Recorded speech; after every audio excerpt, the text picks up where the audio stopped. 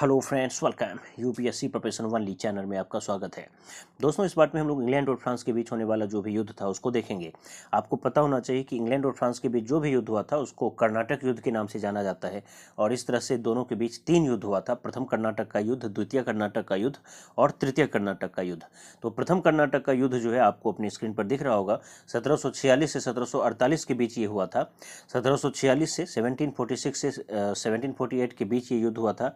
और दरअसल ये युद्ध दोनों के बीच, फ्रांस और इंग्लैंड के बीच जो भी युद्ध हुआ तो उसमें से जो भारतीय प्रभाव तो था ही था, लेकिन यूरोप का प्रभाव बहुत ज़्यादा रहा, क्योंकि यूरोप में फ्रांस और इंग्लैंड दो बहुत बड़ी महाशक्ति थी।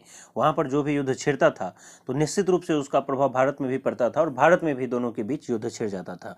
तो प्रथम कर्नाटक युद्ध जो है ऑस्ट्रिया के उत्तराधिकार युद्ध के कारण शुरू हुआ, जो कि इंग्लैंड में हो रहा था। इंग्लैंड में दोनों के बीच जो है ऑस्ट्रिया के उत्तराधिकार की वजह से युद्ध चला। और ऑस्ट्रिया के उत्तराधिकार युद्ध के कारण जो है, जो यूरोप में ये युद्ध चला, उसी का विस्तार भारत में भी हुआ और भारत में भी जो है प्रथम ये युद्ध छिड़ गया, जिसको हम लोग प्रथम कर्नाटक युद्ध बोले। तो आप यही ध्यान में रखिए कि प्रथम कर्नाटक युद्ध का जो कारण है ऑस्ट्रिया का उत्तराधिकार युद्ध का कारण है। और इसमें जो वहाँ पर संधि हुई यूरोप में, ऑक्साला सेपेल की संधि हुई। तो ऑक्साला सेपेल की संधि वहाँ पर हुई और उसी संधि के परिणाम स्वरूप भारत में भी युद्ध शांत हो गया। तो ऑक्साला सेपेल की संधि जो है ये याद रखिए। तो प्रथम कर्नाटक युद्ध में जो है फ्रांस विजयी रहा। फ्रांसीसी गवर्नर डुप्ले था, तो डुप्ले जीता यहाँ पर और अंग्रेजों को हार का सामना करना पड़ा। तो यहाँ पर एक चीज़ आप ये ध्यान में रखिए कि इसी युद्ध के क्रम में जो है एक सेंट टोमे का युद्ध हुआ। सेंट टोमे का युद्ध जो है जब ये द्वितीय कर्नाटक युद्ध अभी हम लोग पहले देखेंगे तब आपको वो और भी अच्छे से समझ में आएगा। तो सेंट टोमे का युद्ध जो है जुड़ा हुआ है प्रथम कर्नाटक युद्ध से, तो ये आपको ये हो गया। उसके बाद आइए द्वितीय कर्नाटक युद्ध। द्वितीय कर्नाटक युद्ध जो है 1749 से 1754 के बीच हुआ। 1749 टू 54 के बीच ये युद्ध शुरू हुआ था, द्वितीय कर्नाटक युद्ध। तो यहाँ पर जो है ये भारतीय कारण की वजह से, भारतीय परिस्थिति की वजह से ये युद्ध छिड़ा। तो यहाँ पर आपको ये ध्यान में रखना होगा कि 3-3 का 2 ग्रुप बन गया। यहाँ पर कर्नाटक और हैदराबाद क्षेत्र में नवाब के पद के लिए जो है चंदा साहब और अनवरुद्दीन के बीच पहले से ही प्रतिद्वंद्विता थी। आप देख सकते हैं अपनी स्क्रीन पर, दूसरे नंबर पर चंदा साहब है और नीचे से जो है दूसरे नंबर पर अनवरुद्दीन है। तो चंदा साहब और अनवरुद्दीन, इन दोनों के बीच जो है नवाब पद के लिए एक संघर्ष हो रहा था पहले से ही। और मुजफ्फर जंग जो है और नासिर जंग, इन दोनों भाइयों के बीच जो है दक्कन की सूबेदारी के लिए प्रतिद्वंदिता थी। तो मुजफ्फर जंग नासिर जंग के बीच दक्कन के सूबेदारी के लिए और चंदा साहब और अनवरुद्दीन के बीच जो है पहले से ही चल रहा था नवाब पद के लिए एक प्रतिद्वंदिता कर्नाटक और हैदराबाद क्षेत्र में। तो डुप्ले जो है, यानी कि जो फ्रांस है, वो सहायता कर दिया या वो पक्ष ले लिया चंदा साहब का और साथ ही साथ मुजफ्फर जंग का। उसी तरह से जब फ्रांस चंदा साहब और मुजफ्फर जंग का साथ दिया तो अंग्रेज जो है अनवरुद्दीन का साथ दिया और नासिर जंग का साथ दिया। तो इस तरह से दोनों के बीच एक तिकड़ी बन गई और फिर युद्ध हुआ आपस में ही।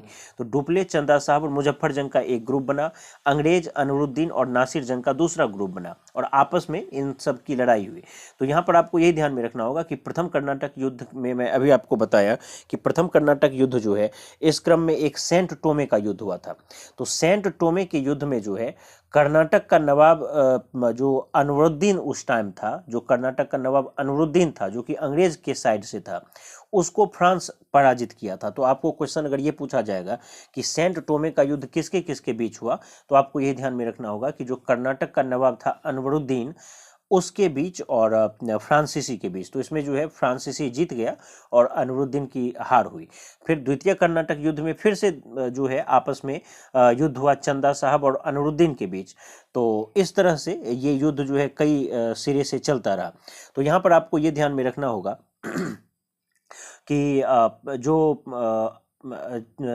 डुप्ले और अंग्रेज के बीच जो द्वितीय कर्नाटक युद्ध हुआ तो इसमें अंग्रेजों की मुख्य रूप से विजयी हुई। अंग्रेज जो है इसका पलड़ा ज़्यादा भारी रहा, जो भी संधि हुई उसके हिसाब से। और फाइनली जो ये युद्ध है इसमें पांडिचेरी की संधि हुई और इसके बाद जो है कई सारा आपस में युद्ध हुआ। तो उसको हम लोग बहुत ज़्यादा डिटेल में देखने की जरूरत नहीं है। आपको बस इतना ध्यान में रखना है कि द्वितीय कर्नाटक युद्ध जो है 1749 से 1754 के बीच हुआ, जिसमें डुप्ले, चंदा साहब और मुजफ्फर जंग का एक ग्रुप था, अंग्रेज, अनवरुद्दीन और नासिर जंग का दूसरा ग्रुप था और फाइनली जो है इस युद्ध के बाद पांडिचेरी की संधि हुई जिसमें अंग्रेज विजयी रहा। तो इस युद्ध में मूल रूप से जब फ्रांस हार गया तो जो डुप्ले था उसको वापस बुला लिया गया फ्रांस के द्वारा, और उसके बाद जो है अगले गवर्नर के रूप में जो है गोडेहू को भेजा गया। तो गोडेहू जब आया था तो गोडेहू के ही प्रयास से जो है पांडिचेरी की संधि हुई। तो पांडिचेरी की संधि के क्रम में डुप्ले नहीं था, हालांकि बाद में इसका बहुत ज़्यादा नुकसान हुआ फ्रांस को, क्योंकि डुप्ले बहुत अनुभवी था और बहुत ही सक्षम नेतृत्व करता था, और गोडेहू उसकी तुलना में उतना ज़्यादा समझदार नहीं था। लेकिन जब गोडेहू को भेजा गया तो उसी के प्रयास से पांडिचेरी की संधि हुई, और बाद में फ्रांसीसियों की जो पराजय मूल रूप से हुई तो उसमें डुप्ले का ना होना एक बहुत बड़ा कारण बना। उसके बाद फिर से तृतीय कर्नाटक युद्ध हुआ 1758 से 1763 सब के आसपास, और इसके विषय में आप ये याद रख लीजिए कि इंग्लैंड में जो है सप्तवर्षीय युद्ध शुरू हुआ।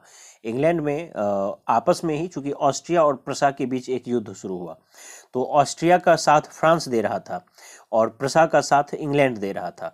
तो ऑस्ट्रिया और प्रसा के बीच एक सप्तवर्षीय युद्ध शुरू हुआ और उसी का विस्तार भारत में भी हुआ। तो भारत में तृतीय कर्नाटक युद्ध जो है 1758 से 1763 ईस्वी के बीच हुआ, और वहां पर इसके बाद जो है एक संधि हो गई बाद में, पेरिस की संधि। तो पेरिस की संधि के बाद जो है वहां पर ये युद्ध समाप्त हो गया और भारत में भी ये युद्ध समाप्त हो गया। तो कुल मिलाकर हम लोग यही देखें कि प्रथम कर्नाटक युद्ध जो है 1746 से 1748 के बीच हुआ। ऑस्ट्रिया के उत्तराधिकार युद्ध के कारण ऑक्साला सैपेल की संधि हुई, फ्रांस जीता, यानी कि डुप्ले जीता।